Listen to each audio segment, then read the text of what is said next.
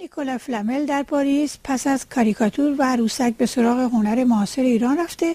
آثار 20 هنرمند ایرانی را در نمایشگاهی به نام شهر قصه 2 از روز 24 اکتبر تا روز 9 نوامبر به نمایش می‌گذارد.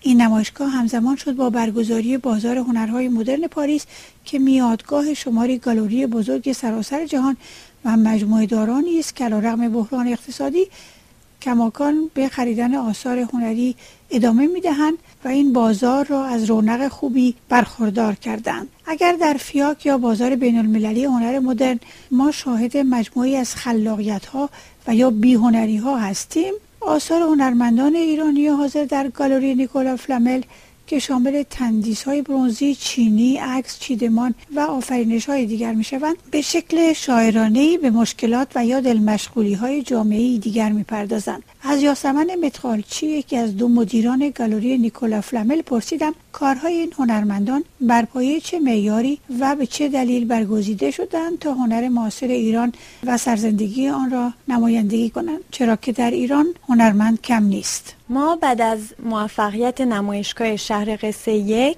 که 6 ماه پیش بود، دوباره یه فراخوان با آقای حسام خلعتبری نوشتیم واسه مجله تندیس و رو 400 تا 20 تاشون رو انتخاب کردیم که شرکت کنن تو این نمایشگاه شهر قصه 2. بر پایه چه معیارهایی؟ آیا سلیقه‌ای بوده یا تصور میکردین که کار اونها یه ویژگی خاصی داره؟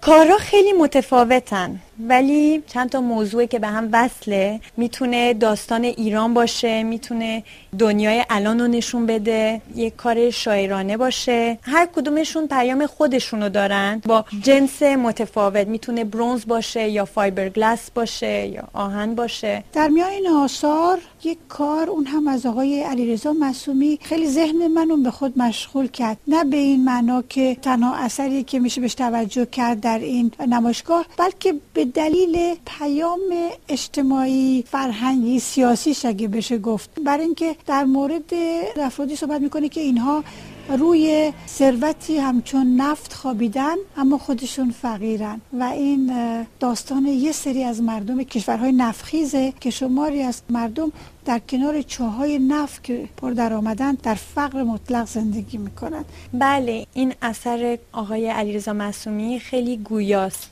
در واقع این جاش وسط نمایشگاه بود به خاطری که فکر میکنیم که دنیای امروز رو نشون میده. واسه میخواد بیننده های فرانسوی باشه یا ایرانی یا بین المللی. البته این اثر هیچ نیازی به نامم نداشت، گرچه خودش بدون نام بود.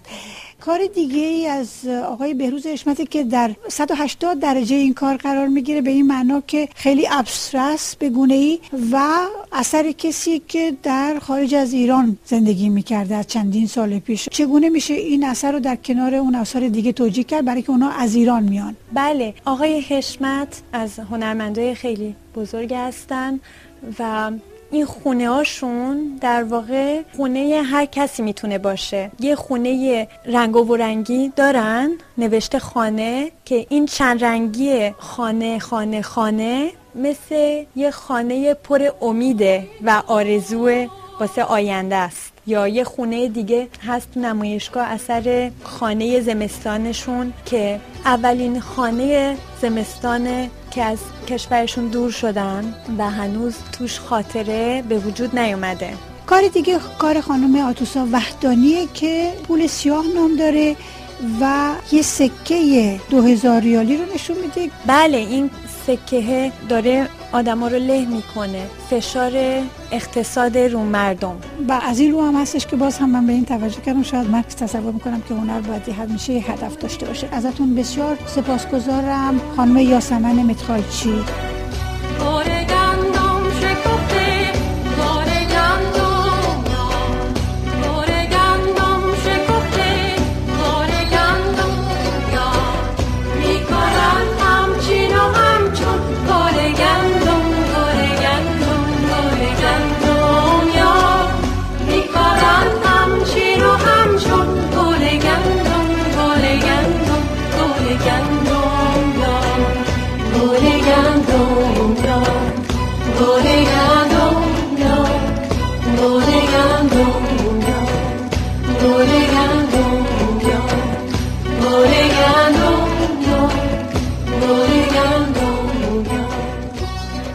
بهروز حشمت یکی از هنرمندانی است که با 5 کار خود در نمایشگاهی که صحبتش رفت، یعنی نمایشگاه گالری نیکولا فلامل، حضور دارد. این آثار بیشتر انتزاعی هستند و ریشه‌های بلندی را نشان می‌دهند که بر بالای آنها خانه‌هایی قرار گرفته است.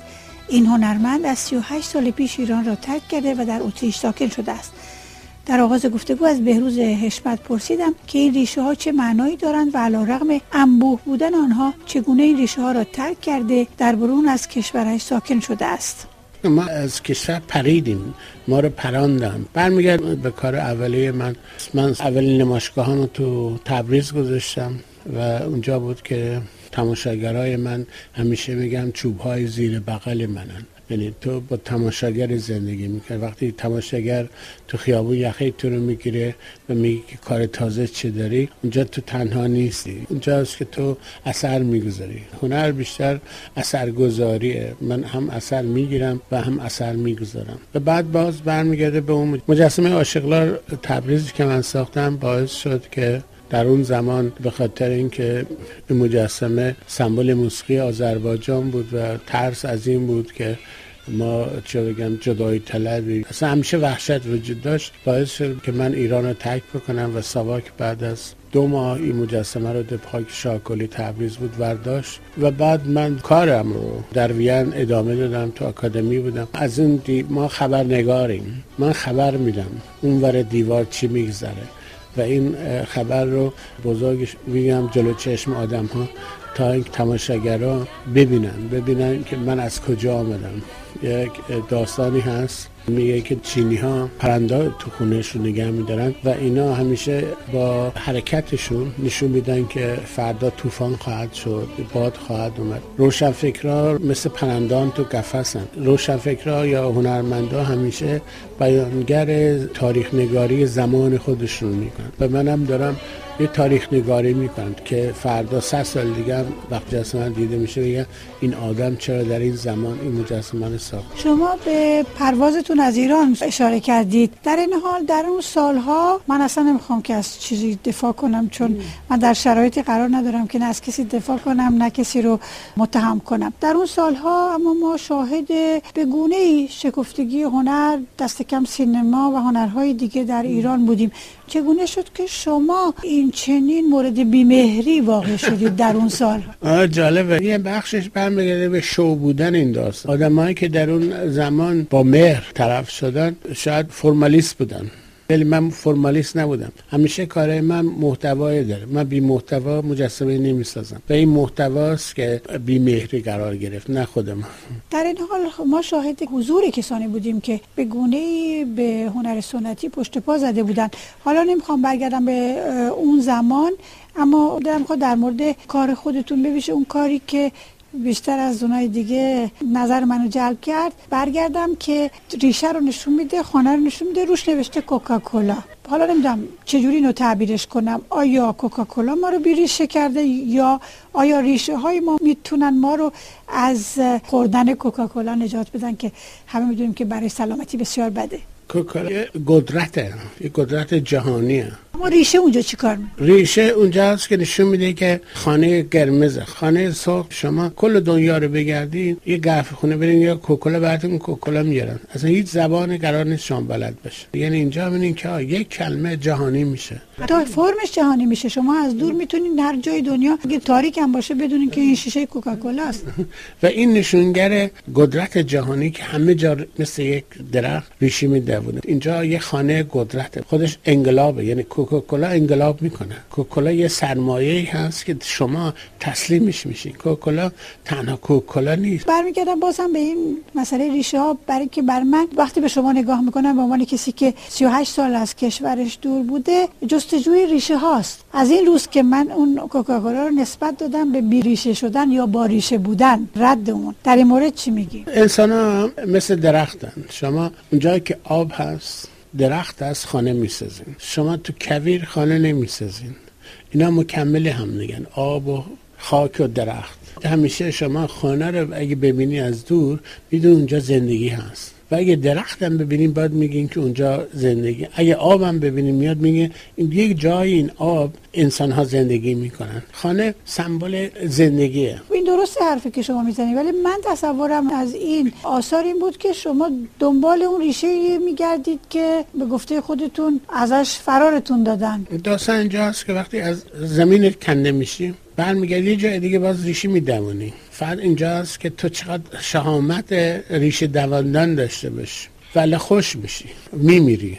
یعنی خود اون هنرمند یا انسانی که چطوری دوباره ریشه میدوانه و چطوری خودش رو دوباره سبز میکنه. سبز شدن در این نه که تو یه جای دیگه دوباره شکوفه میدی. انسانی که امید نداشته باشه میمیره. آیا شما این ریشه رو در اتریش دواندید و تصور میکنید همونجور که خودتون گفتید دیگران هم شما رو پذیرفتن در اون جامعه و شما الان در اون جامعه موفق هستید؟ ما دست خالی اینجا نیومدیم. وقتی من از سرزمینم کنده شدم مجسمه ساز بودم، به جایی هم که افتادم دوباره همون کار ادامه دادم و این کار منه برای خودش جاوا میکنه. من نیستم. برای من سالهای سال قبل بزرگترین مدال طلای خانه هنرمندان اتریش دادن به خاطر کارام بوده. نه بوکسور بودم نه کسی رو زمین زده بودم. من با فرهنگ خودم، کارهای خودم هر جا بیفتم، آفریکام باشه هر جای دنیا بیفتم اونجا دوباره ریشه میدوونم. این مسئله منو میرسونه به موضوع فرار مغزها که از سالها پیش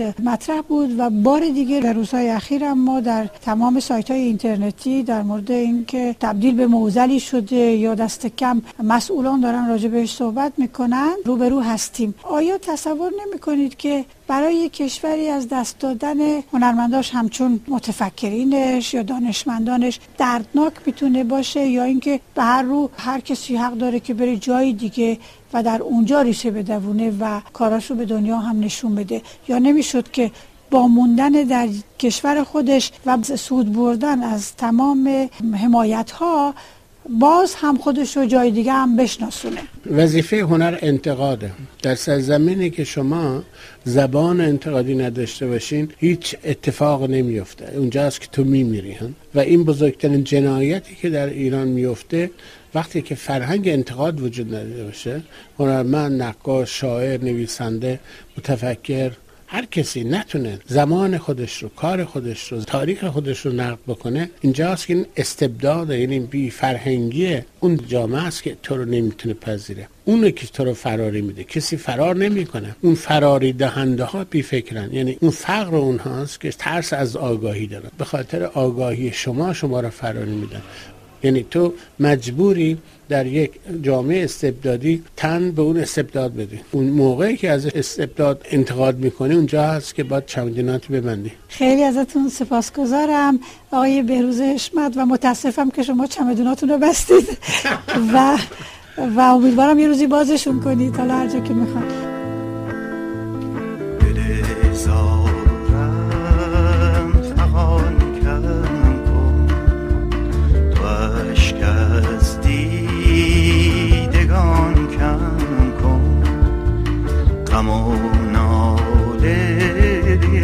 جان کم کن وای چه ناله ها که از دل براحت نمودم من بهره از آن به عمرم به جز غم ندیدم من.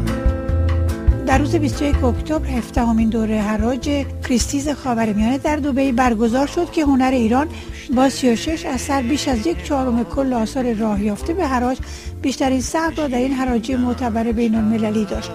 این حراج با 12,510,875 دلار فروش بیش از آن چه برآورد شده بود درآمد پیدا کرد. این مبلغ بالاترین مبلغ برای این سری آثار از سال 2010 به این سو بود که حکایت از سلامت این بازار و تقاضاهای بسیار مجموعه داران می کند. در میان 121 قطعه‌ای که به حراج گذاشته شده بود 19 تای آنها رکورد تازه‌ای برای آفرینندگانشان برمغان آوردند که از جمله آنها بهمن محسس و کوروش شیشه‌گران بودند.